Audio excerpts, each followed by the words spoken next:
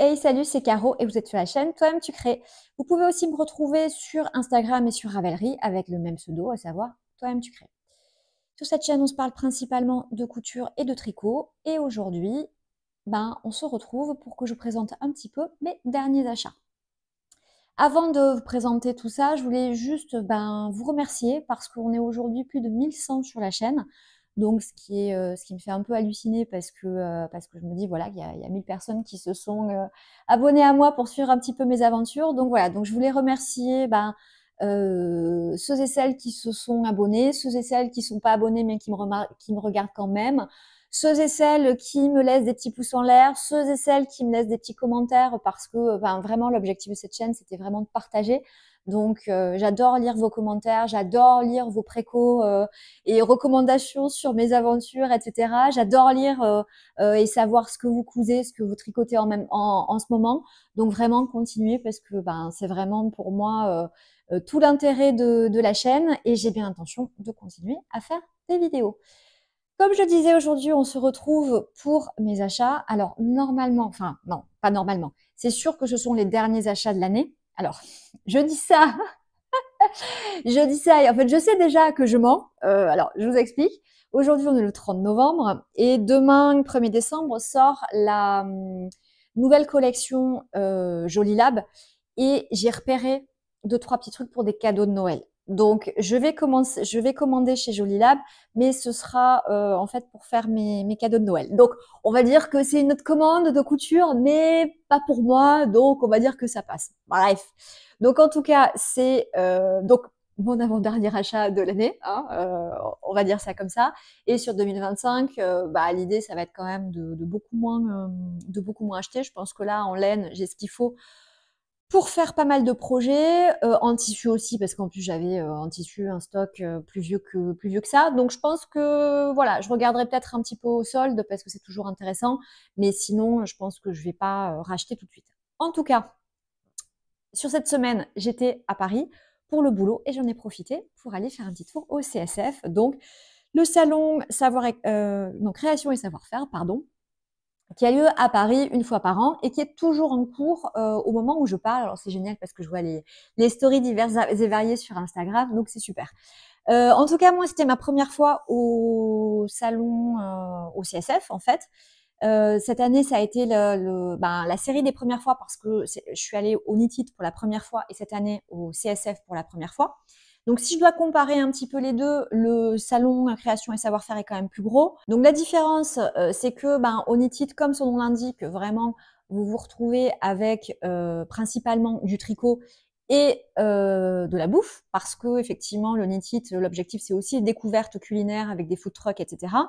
Et vous avez aussi beaucoup au NITIT de couture. Là où au CSF, en fait, c'est vraiment les loisirs créatifs au sens large du terme. Donc, vous avez le tricot et la couture, mais aussi de la broderie, mais aussi du DIY, de meubles, de déco, etc. Enfin, vous avez beaucoup de choses. Donc, moi, je me suis quand même concentrée parce que je disposais d'un temps relativement limité, donc je me suis concentrée sur le coin couture et tricot. J'ai trouvé que c'était blindé. Donc ça, c'était blindé alors que j'y suis allée en semaine, hein, donc j'ose même pas imaginer le week-end. C'était blindé, mais les allées étaient plus larges que le NITIT, donc on se bousculait finalement moins. Alors on avait tout autant de difficultés à accéder au stand, ça clairement, mais on se bousculait moins qu'au NITIT, où le NITIT, enfin vraiment, c'était, on n'arrivait vraiment pas à se croiser, donc là il y avait moins de bousculades. Voilà. En tout cas, moi, j'espère que l'année prochaine, je pourrai le refaire. Je pense que le NITIT qui est à Lyon, alors que moi je vis à Marseille, c'est sûr que je le ferai. Le CSF, ça va dépendre. Si j'arrive à caler, comme cette année, du boulot en même temps, c'est super parce que effectivement, ça me permet de passer plusieurs jours à Paris, de faire, de travailler là-bas et d'aller faire la nocturne. Donc c'est quand même super. En tout cas, moi, j'ai vraiment beaucoup apprécié l'expérience. C'était vraiment sympa. Il y avait, alors j'avais envie de tout acheter, on va pas se mentir, parce qu'il y avait de très jolis stands. Si je pense au stand de Liz Taylor, alors qui était aussi sublime au NITIT, hein, mais là, enfin vraiment, c'est vraiment un très beau stand. Là, au CSF, il y avait Maison Fauve, il y avait Cousette qui n'était pas au NITIT. Qui avait des super beaux stands aussi. Donc, enfin vraiment, voilà, j'ai été amoureuse de plein de stands. Côté laine, il y avait certains stands qui n'étaient pas là pour le coup. Donc c'est pour ça que c'est vrai que ça a un intérêt de faire les deux, hein, parce que je dirais qu'il y a peut-être plus de stands de laine au Knit-It, toujours pareil, c'est quand même la base du, du festival, et plus de couture peut-être à Paris, puisque au CSF, puisqu'il y avait aussi Atelier Brunette, etc. Donc voilà, donc j'espère que l'année prochaine, je pourrai faire les deux, mais en tout cas, j'ai adoré cette année faire les deux. J'ai adoré le CSF, et comme je l'avais dit la dernière fois, j'ai acheté un petit peu de laine, mais j'ai aussi acheté du tissu, j'en ai profité. Et notamment, je suis allée à 2 endroits. Alors, j'avais envie d'acheter beaucoup plus que ce que j'ai acheté, clairement. Clairement, j'avais envie d'acheter beaucoup, beaucoup plus de choses. Malheureusement, il faut faire des choix, c'est la vie. Donc, voilà, je me suis concentrée sur le stand de tissu que j'avais vraiment repéré. Alors, juste, je vous précise, je vais commencer par la partie tissu. Je vais passer ensuite à la partie tricot. Je vous mettrai quelque part par là, hein, voilà. Quelque part par là, le timecode pour aller voir le tricot, parce que je sais que certaines personnes me suivent et tricotent mais ne cousent pas, ou vice versa. Donc je démarre par la couture, mais vous avez le timing du tricot. Donc couture, comme je disais, j'ai démarré par le premier stand vraiment que j'avais repéré un petit peu au Knit-It, mais le Knit-It, j'étais allée pour acheter de la laine, donc j'avais pas trop prévu d'acheter du tissu, donc du coup j'avais pas acheté. En revanche là, j'y suis allée, je suis allée sur le stand de la Maison Naïve, donc j'avais envie de tout acheter. Clairement, j'avais envie de tout acheter. Les imprimés, ils sont magnifiques. La cohérence de cette DA avec toutes ces couleurs pastel, mais chaudes. Enfin, vraiment, j'ai adoré. Donc, j'ai fait mon choix et j'ai posé mon dévolu sur 2 coupons de tissu. Ce magnifique crêpe. Voilà, ce magnifique crêpe. Alors, c'est le crêpe mauve, un crêpe marocain, donc vraiment en mode un petit peu motif mosaïque. Donc ça, je pense pas que c'est quelque chose que je vais coudre tout de suite. Je vois très bien une robe ou une jupe l'été prochain là-dedans. J'ai pris 2 mètres, on verra ce que je fais. Je suis pas encore complètement calée sur le sujet. Deuxième, voilà, que j'ai pris, c'est ceci. C'est un satin de viscose. Alors, ils ont beaucoup, beaucoup, beaucoup de tissus fleuris, la Maison Naïve. Des petites fleurs, des grosses fleurs, des grosses fleurs comme ceci avec le fond amande et aussi avec des fonds blancs. Donc voilà, pareil, j'avais envie de tout acheter, mais il a fallu faire des choix. Donc j'ai pris celui-ci. Celui-ci, je pense que ce que je vais faire, c'est une chemise Maritza de Chacou. Je vais quand même faire une toile d'abord. Enfin, une toile portable, hein. Moi, je fais que des toiles portables, mais je vais faire une toile portable dans un tissu un peu moins luxueux que celui-ci, parce que je mettrai dans la barre d'infos toutes les infos, les liens, etc., pour que vous retrouviez tout ça. Mais de mémoire, c'est 22 € le mètre. Donc, en fait, on est quand même sur quelque chose d'assez onéreux. Donc, comme la chemise Maritza, je ne l'ai jamais faite, je préfère m'entraîner dessus sur un coupon que j'ai de mon stock et qui sera quand même moins onéreux. Et comme ça, quand je fais celui-là, je suis sûre de pas me planter plutôt. Voilà. Ensuite, si vous avez regardé mes vidéos précédentes, je vous avais dit, je pense que j'irai chez Atelier Brunette, etc. Je suis allée sur le stand d'Atelier Brunette. Comme d'habitude, j'ai envie de tout acheter. J'adore. Je pense que je ferai plutôt une commande chez Atelier Brunette, notamment parce que ce que j'avais repéré au départ, c'était leur viscose assez géométrique. Et en fait, j'ai moins aimé en la voyant en vrai que ce que je voyais sur le site. Donc du coup, comme c'était ce que je m'étais dit que j'allais acheter, bah en fait, je l'ai pas acheté. En revanche, j'ai vu les nouveautés. J'ai vu des cotons tissés magnifiques. Donc je pense que je passerai une commande, voilà, peut-être l'année prochaine sur le site d'Atelier Brunette, notamment pour ces cotons tissés, parce que je trouve que vraiment ils sont magnifiques, et probablement aussi pour de la gabardine légère dans l'un de leurs verres là, dans l'un de leurs verres, c'est difficile à dire, que vraiment j'ai adoré. En revanche, je suis allée donc, je me suis arrêtée sur un deuxième stand. Enfin, j'ai regardé plein d'autres stands, hein. Vraiment, j'avais envie d'acheter plein de trucs sur plein d'autres stands, mais bon, encore une fois, j'ai dû faire des choix. Je me suis arrêtée chez Cousette. Et en fait, qu'est-ce qui m'a fait m'arrêter chez Cousette? C'est le retour de cette beauté. Pareil, si vous avez vu des podcasts couture précédents, vous savez que j'ai cousu cette magnifique viscose de chez Gouzette, que j'en ai fait une jupe loup et un top pitchounette de Gouzette justement. Et je déplorais de ne plus trouver nulle part ce tissu. Ils l'ont réédité. Alors, ils l'ont réédité, il était donc sur le stand du CSF, mais il est sur le site. Donc, si ça vous tente, voilà. Je vais pas le coudre tout de suite parce que je pense que je me ferai une robe pour l'année prochaine. Donc, voilà, il va rejoindre et dormir dans mon stock d'ici l'année prochaine. Mais quand je l'ai vu, j'étais comme une folle. Je me suis dit, oh, mais c'est super. Et en fait, voilà, en discutant avec la personne qui vendait, elle m'a indiqué que pour le coup, c'était disponible sur le site. Donc, si ça vous intéresse, je vous mets le lien. Voilà, il est revenu. Et donc, du coup, bah, chez Cousette, quitte à m'arrêter, hein, j'ai pris 2 tissus supplémentaires.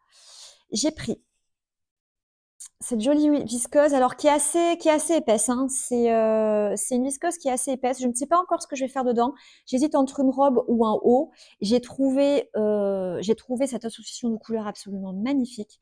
Ce bleu profond avec ce terracotta. Enfin, j'ai trouvé ça assez magnifique. Donc, j'ai pris ce joli coupon. J'en ai pris 2 mètres. Voilà, donc pareil, robe ou blouse, je ne sais pas encore. Mais voilà. Et dernier coupon que j'ai pris chez Cousette et dernier coupon couture que j'ai pris, c'est, alors là on est sur quelque chose de plus simple, c'est ce twill de viscose vert forêt dans lequel je compte me faire un pantalon César de ma petite fabrique. Ma petite fabrique, je vous l'avais dit, j'ai encore rien cousu de chez elle, mais j'ai repéré plusieurs patrons, notamment le patron du pantalon César. J'adore le pantalon à plis large et tout. Enfin, vraiment, je trouve ça magnifique. Et quand j'ai vu ce twill de viscose, j'adore cette couleur, j'adore le vert. Ça, je crois que je l'ai déjà dit. Et donc, j'adore. Là, il est plus clair que ce que vous voyez à la caméra, hein, toujours pareil. Mais voilà, vraiment, j'ai trouvé ça absolument sublime. Donc ça va tomber sur mes aiguilles dans pas trop longtemps. Donc, comme je disais, voilà ce que j'ai pris en matière de couture. J'avais aussi envie d'acheter plein de trucs chez Maison Fauve, chez Liz Taylor, à l'atelier de la création. Enfin bref, j'avais vraiment envie d'acheter plein de trucs, mais bon, au bout d'un moment, collectionner les tissus et pas avoir le temps de les coudre, c'est quand même problématique. Donc du coup, je me suis arrêtée là, ce qui est déjà quand même pas mal, parce que c'est que des tissus assez onéreux. Donc, on ne peut pas s'acheter 50 coupons comme on peut le faire quand on passe une commande chez Dress Sofen. Donc, pour la partie tricot, là, j'ai fait tous mes achats au même endroit, à savoir chez Ouliette. Je pense que c'est peut-être ma teinturière préférée. Je trouve que vraiment, j'avais envie d'acheter beaucoup de teintes différentes. Alors, j'aime beaucoup Yarn by Simone aussi dans les teintes. Alors, j'aime bien ces teintes solides, hein, clairement. Yarn by Simone, ces teintes sont hyper audacieuses. J'adore les teintes fluo, etc. Après, bon, c'est peut-être plus difficile de n'avoir que des pulls dans les teintes de Yarn by Simone. Mais je pense qu'à terme, j'aurai un pull dans toutes les teintes de Yarn by Simone. Voilà. Donc, en tout cas, là, je me suis concentrée sur Ouliette. Et j'ai flashé sur le pull que portait la créatrice, je ne me rappelle plus son prénom, enfin la teinturière, je ne me rappelle plus son prénom, donc je m'en excuse par avance. Mais elle portait un nouveau pull dont elle a sorti le patron là, qui s'appelle Bimba. Et elle le portait en noir. Et moi, j'ai choisi de faire le même, mais en bleu marine. Alors pour ça, j'ai pris 3 écheveaux de chaque, hein, voilà. J'ai pris 3 écheveaux de Bimba, justement, c'est aussi le nom de la base, Marina. Hop, donc c'est un fingering, c'est du 100% mérino. Oh non, n'importe quoi. C'est du 80% mérino et du 15% nylon stélina. Voilà. Donc là, vous le voyez à la caméra, plus foncé et plus brillant qu'il ne l'est en réalité. Et justement, comme en fait c'est un bleu roi plus qu'un bleu marine, je voulais le foncer un petit peu pour vraiment plus tirer sur le bleu marine. Et donc j'ai pris un mohair plus foncé. C'est le mohair Mamie Blue. Donc c'est dans la base doucette. Voilà. Et donc kid mohair et soie. Donc ça va me servir à faire un pull Bimba. Alors ce qui est génial, et je ne sais pas si c'est le cas sur le site, mais en tout cas sur le salon, et j'avais eu la même chose lors du Knit It, c'est que quand vous achetez une quantité pull chez Ouliette, ils vous offrent un patron. Donc du coup, je vais pouvoir acheter le patron enfin, je vais pouvoir récupérer le patron du pull Bimba gratuitement. Donc c'est toujours sympa. Et la deuxième chose que j'ai pris chez Ouliette, c'est cette beauté. Je voulais avoir de la laine à chaussettes dans ce magenta.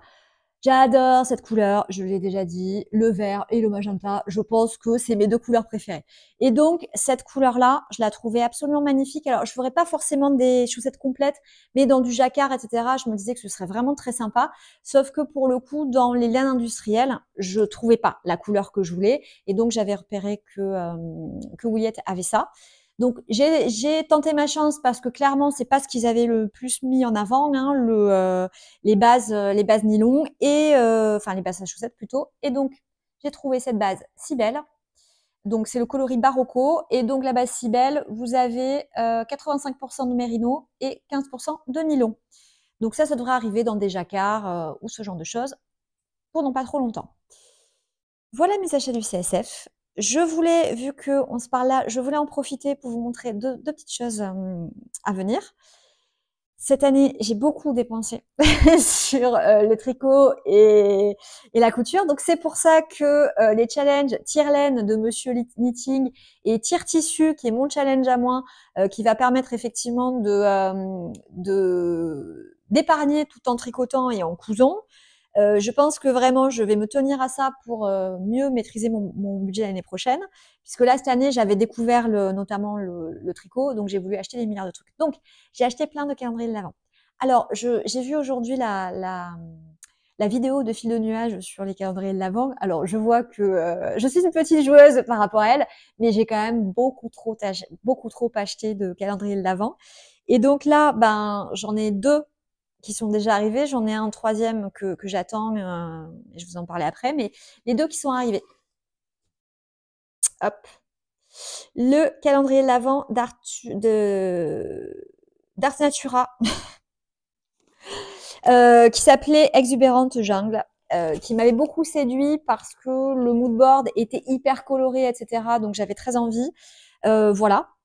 Donc ça, c'est le premier. Le deuxième, je me baisse en espérant que le micro ne fasse pas trop de bruit. Hop, hop là. Le deuxième qui est arrivé, c'est cette beauté. Le calendrier de Bulles de Bizarre. Et le troisième que j'attends, c'est un calendrier Harry Potter de Woolbags, où là, j'ai pris juste le calendrier week-end, en fait. Donc, quand je vois tous ces achats, c'est vrai que j'ai tendance à me dire, bon, bah en fait, ce serait quand même peut-être pas mal que tu reprennes des vlogs, alors hebdo, un peu sur le même format que le Vlogtober hein, que j'ai fait cette année, à savoir voilà des vlogs hebdo où bah je vous raconterai ce que j'ai fait en termes créatifs, mais aussi je vous montrerai ben, finalement ce que j'ai reçu dans les calendriers Bulbe Bizarre et Ars Natura. J'ai du mal, hein Ars Natura et donc le Woolbags aussi. Donc, demain, on est le 1er décembre, donc je pense que je vais démarrer un vlog 1er décembre pour vous le filmer le week-end prochain. Et puis, voilà. Donc, je pense qu'on va se retrouver très, très vite. Cette vidéo aura été assez courte, finalement, parce que heureusement, j'ai pas non plus 8 milliards de trucs à vous présenter. Sinon, j'aurais vraiment un problème de banquier. Mais voilà, bah écoutez, j'espère qu'en tout cas, cette petite vidéo haul vous aura plu et bah, on se retrouve très vite, je pense, lors des Vlogmas.